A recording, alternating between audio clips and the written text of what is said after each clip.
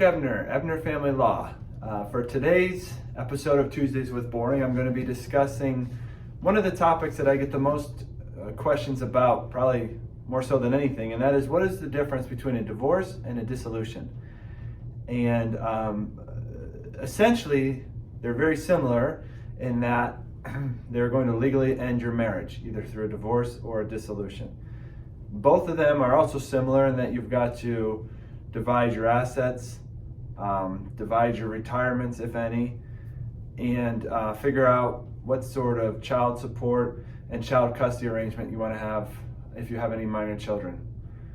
The big difference and why I really push and hope to achieve dissolutions in every case where it's possible is that a dissolution is sort of a mediated effort to come to all those agreements, and there's a lot to do, but to come to all those agreements before you file any documentation with the court. If you have a separation agreement and a shared parenting plan in place before you file, you can file for dissolution, and the court will set it for a simple 5-minute hearing about 30 days after you file, and your marriage is ended. And it accomplishes every single thing that a divorce can accomplish. It is much cheaper, it is much better for the long-term stability of your family. And when I say family, what I mean is, if you've got kids, even if your marriage ends, you're still going to be a part of the same family. So working together in sort of a collaborative way as you're getting divorced, even though it may seem like that idea clashes, it really doesn't. Because if you can start this next phase of your life and your family's life by putting aside your differences as much as you can and working together, then in my experience, you've got a much better chance of really being happier on the long term. Not only that, financially, it's just way cheaper. And from a timing standpoint, it takes some time to negotiate the terms of your dissolution, but it's a far cry from divorce.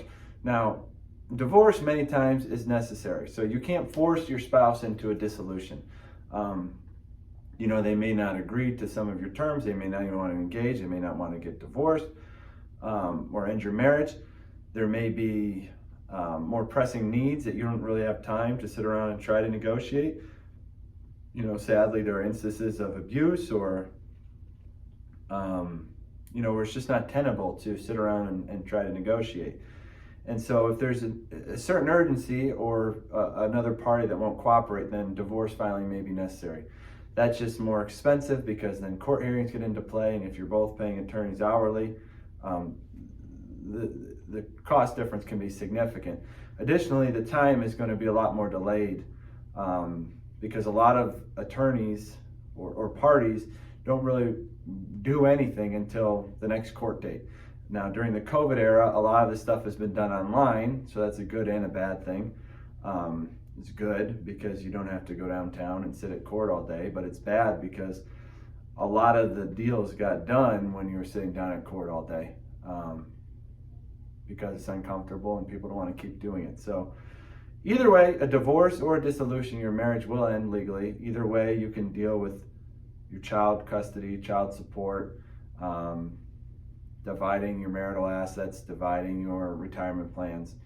But in my practice, and I can provide many different clients who can attest to this, I really try to do everything I can to achieve a dissolution because it is so much better for everybody involved. Thank you, and have